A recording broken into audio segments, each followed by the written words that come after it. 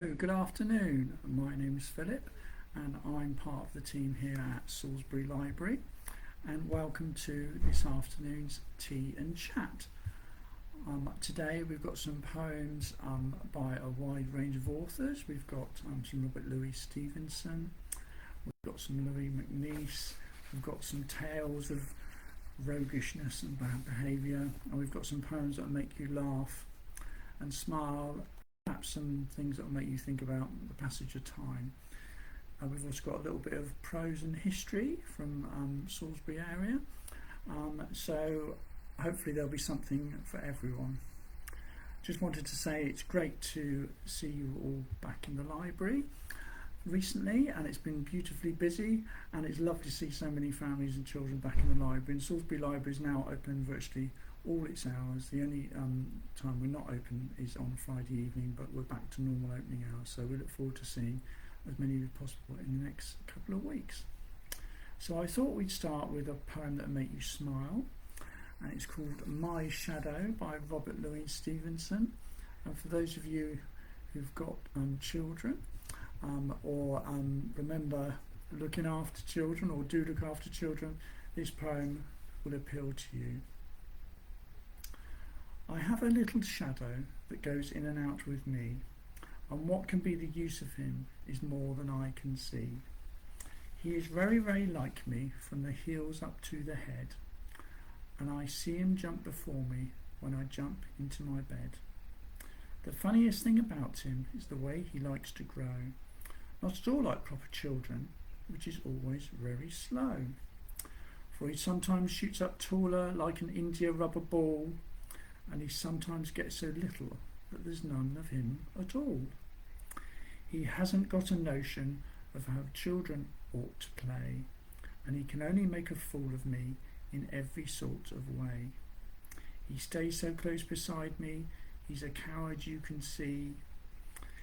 I'd think shame to stick to Nursey as that shadow sticks to me. One morning very early, before the sun was up, I rose and found the shining dew on every buttercup, but my lazy little shadow, like an arrant sleepy head, had stayed at home behind me and was fast asleep in bed. I love that poem. It's lovely explaining things to children they don't always get, and shadows is one of them. And what's another one? Oh, I know, another one is wind. I was with my little niece once, and it suddenly got windy, and she looked very shocked and couldn't work out where it was coming from. And it's lovely when children pick up on things that are commonplace to us, and you have to try and explain to them how these things are happening. So that was My Shadow by Robert Louis Stevenson. Now, there's lots of poems that have got stories in them, and a lot of people like stories. And a famous one is The Lady of Shalott, but some of them they all seem to be quite tragic and have got a bit of tragedy in, but they're also they convey you into the zone, as it were, and they've got rhythm, and you feel as if you're with the character. And this is very much the case with the next poem that I wanted to read to you. It's called The Highwayman by Alfred Noyes. The wind was a torrent of darkness among the gusty trees. The moon was a ghostly galleon tossed upon cloudy seas. The road was a ribbon of moonlight over the purple moor, and the highwayman came riding, riding, riding, riding. The highwayman came riding up to the old inn door. He'd a French cocked hat on his forehead, a bunch of lace at his chin, a coat of the claret velvet, and breeches of brown doe skin. They fitted with never a wrinkle. His boots were up to the thigh, and he rode with a jewelled twinkle, his pistol butts a twinkle, his rapier hilt a twinkle, under the jewelled sky. Over the cobbles he clattered and clashed in the dark inn yard. He tapped with his whip on the shutters, but all was locked and barred. He whistled a tune to the window, and who should be waiting there but the landlord's black-eyed daughter, Bess, the landlord's daughter, plaiting a dark red luff knot into her long black hair. And dark in the dark old inn-yard a stable wicket creaked, where Tim the ostler listened. His face was white and peaked. His eyes were hollows of madness, his hair like mouldy hay, but he loved the landlord's daughter, the landlord's red-lipped daughter. Dumb as a dog he listened, and he heard the robber say, "One kiss, my bonny sweetheart, I'm after a prize tonight, but I shall be back with the yellow gold before the morning light. Yet if they press me sharply and harry me through the day, then look for me by moonlight, watch for me by moonlight, I'll come to thee by moonlight, though hell should bar the way." He rose upright in the stirrups, he scarce could reach her hand, but she loosened her hair in the casement, his face burnt like a brand, as the black cascade of perfume came tumbling over his breast, and he kissed its waves in the moonlight, those sweet black waves in the moonlight. Then he tugged at his rein in the moonlight and galloped away to the west. He did not come in the dawning, he did not come at noon, and out of the tawny sunset before the rise of the moon, when the road was a gypsy's ribbon looping the purple moor, a red coat troop came marching, marching, marching. King George's men came marching up to the old inn door. They said no word to the landlord, they drank his ale instead, but they gagged his daughter and bound her to the foot of her narrow bed. Two of them knelt at a casement with muskets at their side. There was death at every window, and hell at one dark window, for Bess could see through a casement the road that he would ride. They had tied her up to attention with many a sniggering jest. They'd bound a musket beside her with a muscle beneath her breast. "Now keep good watch," and they kissed her. She heard the doomed man say, "Look for me by moonlight, watch for me by moonlight, I'll come to thee by moonlight, though hell should bar the way."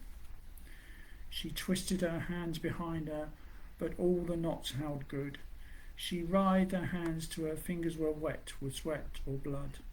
They stretched and strained in the darkness, and the hours crawled by like years, till now, on the stroke of midnight, cold on the stroke of midnight, the tip of one finger touched it. The trigger, at least, was hers. The tip of one finger touched it. She strove no more for the rest. Up she stood to attention with the muscle beneath her breast. She would not risk their hearing, she would not strive again, for the road lay bare in the moonlight, blank and bare in the moonlight, and the blood of her veins in the moonlight throbbed to her love's refrain. Clickety-clock, clickety-clock, had they heard it, the horse-hoofs ringing clear, tlot, tlot, in the distance, were they deaf and they did not hear? Down the ribbon of moonlight, over the brow of the hill, the highwayman came riding, riding, riding. The redcoats looked to their priming. She stood up, straight and still. Tlot, tlot, in the frosty silence, tlot, tlot, in the echoing night. Nearer he came and nearer. His face was like a light. Her eyes grew wide for a moment. She drew up one last deep breath. Then her finger moved in the moonlight. Her musket shattered the moonlight, shattered her breast in the moonlight, and warned him with her death. He turned, he spurred to the west. He did not know who stood, bowed with her head over the musket, drenched with her own blood. Not till the dawn he heard it, and his face grew grey to hear how best the landlord's daughter, the landlord's black-eyed daughter, had watched for her love in the moonlight, and died in the darkness there.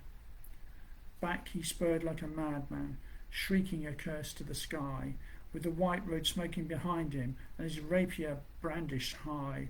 Blood red were his spurs in the golden noon, wine red was his velvet coat, when they shot him down on the highway, down like a dog on the highway, and he lay in his blood on the highway, with a bunch of lace at his throat. And still of a winter's night they say, when the wind is in the trees, when the moon is a ghostly galleon tossed upon cloudy seas, when the road is a ribbon of moonlight over the purple moor, a highwayman comes riding, riding, riding, a highwayman comes riding up to the old inn door. Over the clobbles he clatters and clangs in the darkened yard. He taps with his whip on the shutters, but all is locked and barred.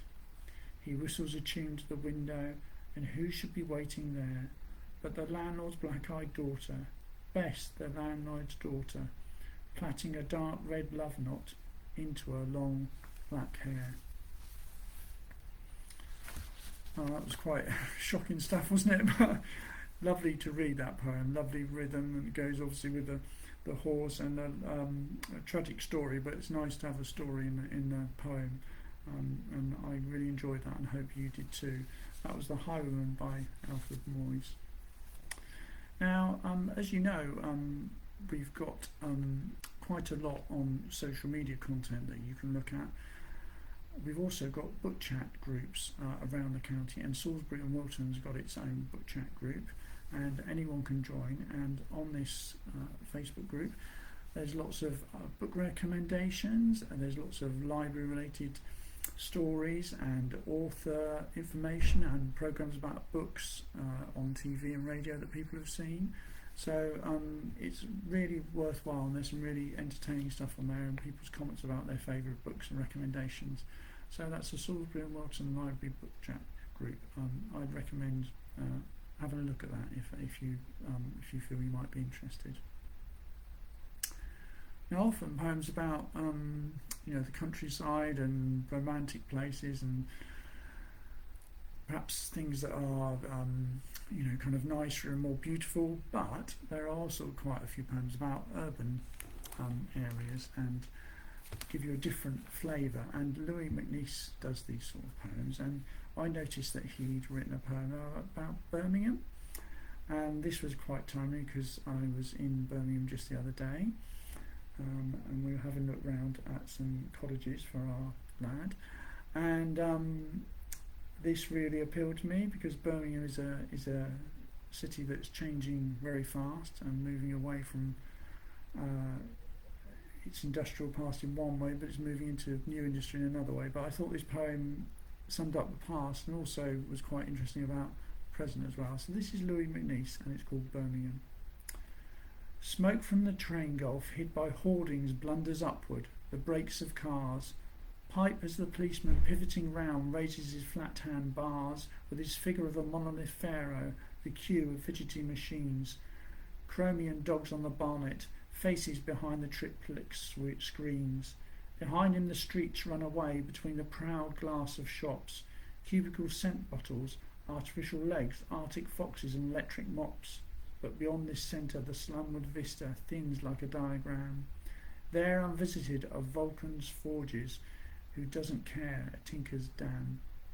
Splayed outwards through the suburbs houses for rest, seducingly ripped by the builder, half-timbered houses with lips pressed. So tightly an eye staring at the traffic through the bleary house, and only a 6-inch grip of the racing earth in their concrete claws. In these houses men as in dream pursue the platonic forms, with wireless incantaries and gadgets approximating to the fickle norms, and endeavour to find God and score one over the neighbour by climbing tentatively upward on jerry-built beauty and sweated labour. The lunch hour, the shops empty, shop girls' faces relaxed. Diaphanous green glass, empty as old almanacs, as incoherent with ticketed gewgaws tiered behind their heads, as the Burne-Jones windows in St. Philip's broken by crawling leads. Insipid colour, patches of emotion, Saturday thrills. This theatre is sprayed with June, the gutter take our old playbills. Next weekend it's likely in the Hearts Fun Fair we shall pull, strong enough out on the handle to get back our money, or at any rate it's possible. On shining lines the trams like vast sarcophagi move, into the sky, plumb after sunset, merging to duck's head barred with mauve. Zeppelin clouds and Pentecost like the car's headlights bud, out from side roads and the traffic signals, creme de menthe or bull's blood. Tell one to stop, the engine gently breathing, or to go on, to where like black pipes of organs in the frayed and fading zone, Of the west, the factory chimneys on Sun and Century will all night wait to call in a harsh morning sleep stupid faces through the daily gate. In fact, Birmingham was doing its best to try and change its car-driven image, and I'm afraid I found out that there's a clean air zone, and we didn't realise. So I learned quite a lot that day on a trip to Birmingham. But there we go.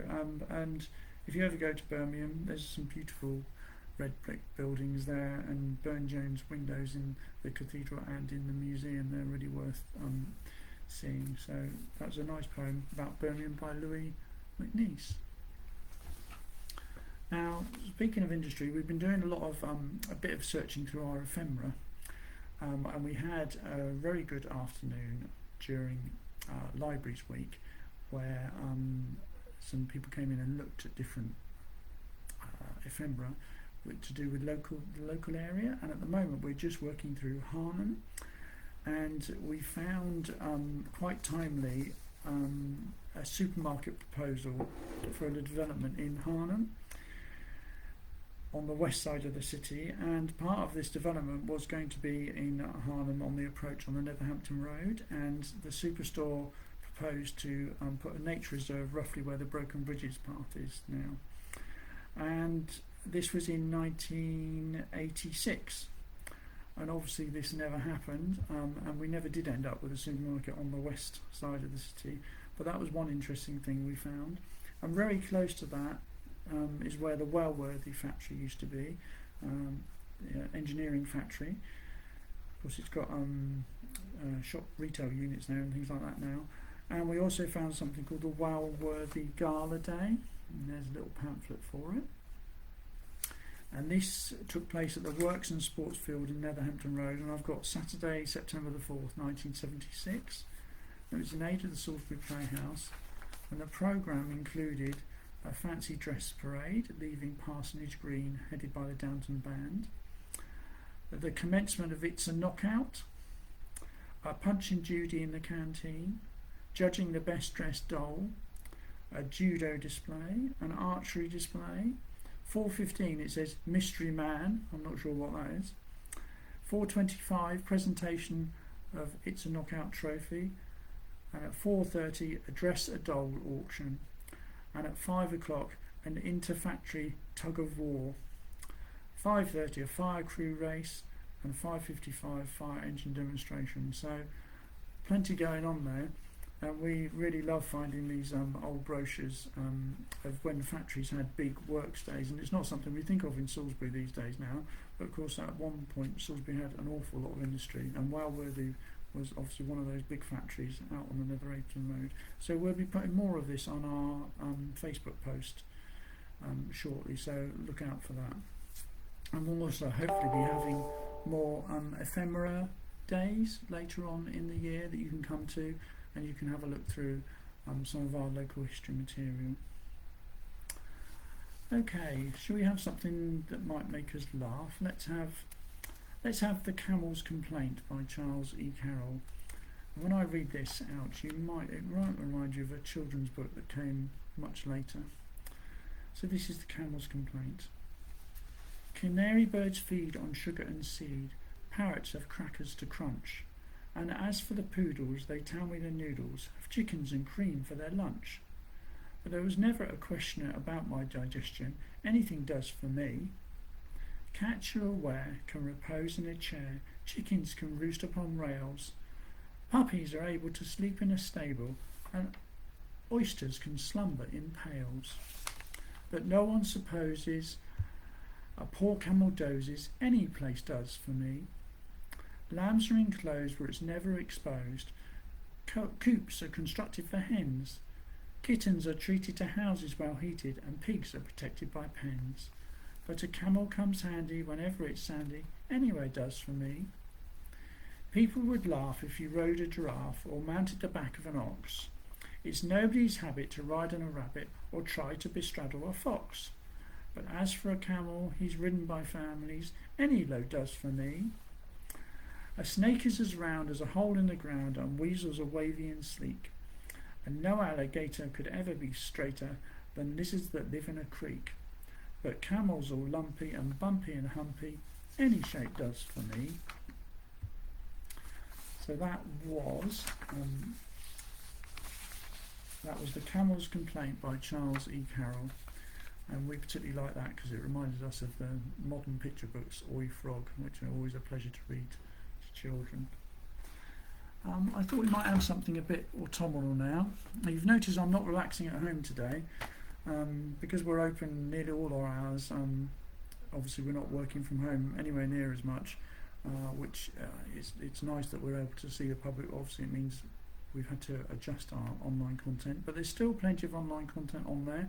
You can look back and look at previous rhyme times and story times and craft events. And we've also got now bookable limited number rhyme times at Salisbury Library, and you can come along with your grandchildren or children to those. There's still plenty to look at on the online services on YouTube and on our Facebook pages. So this is quite a somber poem. You won't be surprised when I tell you that it's by Thomas Hardy. And it's called On One Who Lived and Died Where He Was Born. When a night in November blew forth its bleared airs, an infant descended his birth chamber stairs.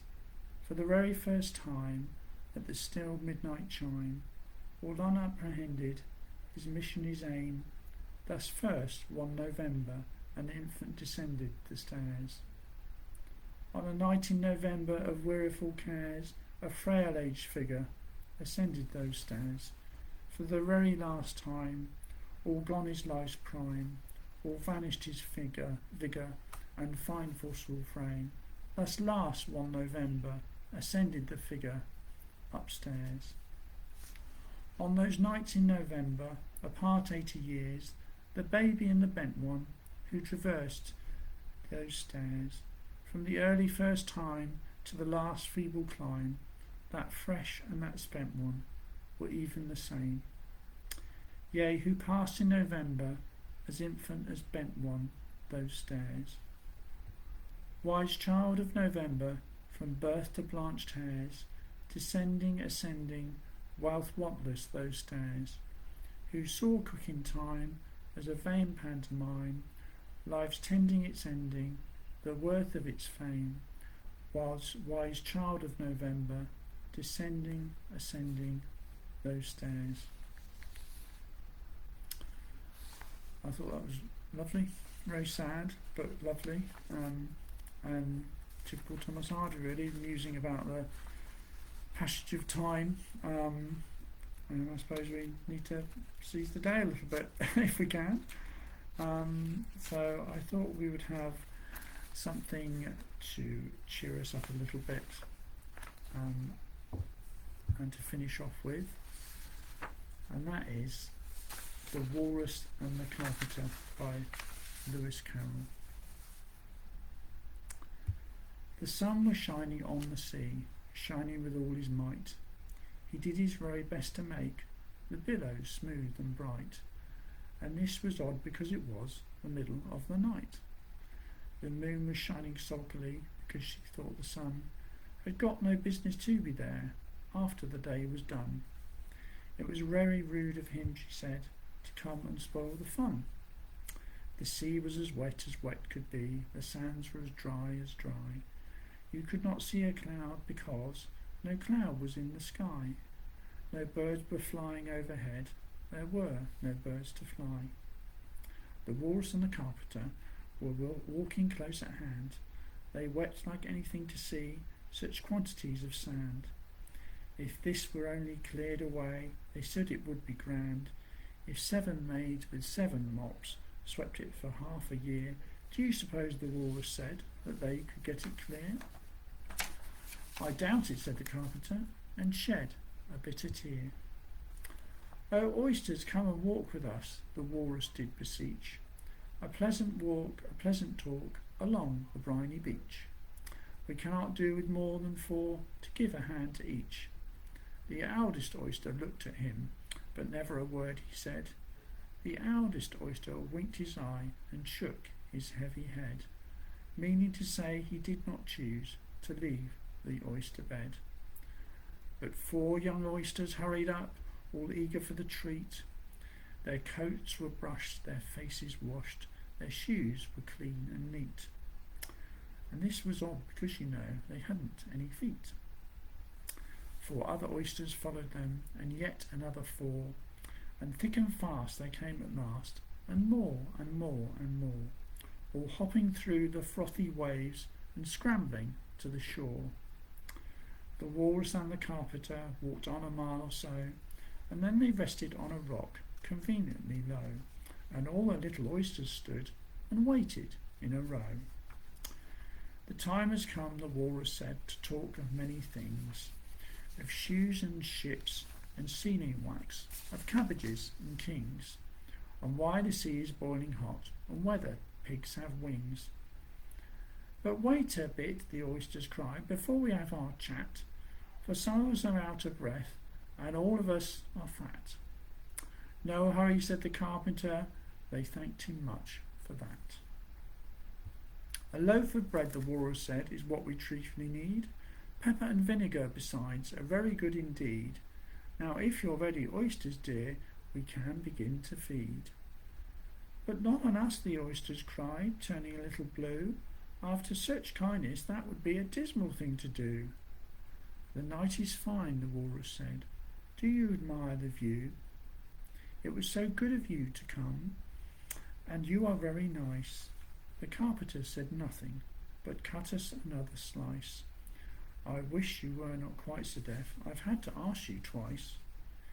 It seems a shame, the walrus said, to play them such a trick, after we've brought them out so far and made them trot so quick. The carpenter said nothing, but the butter's spread too thick. I weep for you, the walrus said. I dimply sympathise. With sobs and tears he sorted out those of the largest size, holding his pocket handkerchief before his streaming eyes. Oh, oysters, said the carpenter, you've had a pleasant run. Shall we be trotting home again? But answer came there none, and this was scarcely odd, because they'd eaten every one. And of course that was The Walrus and the Carpenter by Lewis Carroll. Fun in a way, but no, perhaps not in another way.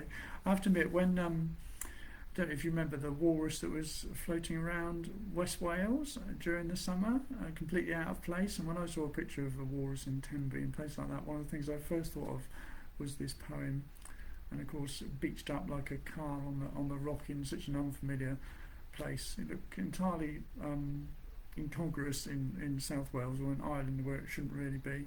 But I'm sure the walrus found some oysters and plenty of other things to eat. So thank you for joining me this afternoon for this tea and chat. I hope you enjoyed it. As I say, there are lots of other ones to look at on YouTube if you enjoyed yourself. Also, we've started having our reading groups again back in the library.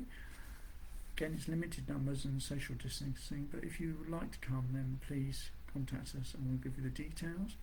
And we also have a shared reading group for people who might want to perhaps listen to readings such as this, but don't want to have to come and prepare a book, and it's also helps with people who perhaps are suffering with memory loss, and that takes place on the second and fourth Thursday of the month, and we have some wonderful and caring volunteers who run that reading group, the shared reading group. So again, if you'd like to come to that, or you know someone who might benefit from that, then please get in touch with us and we'll tell you the times and the details.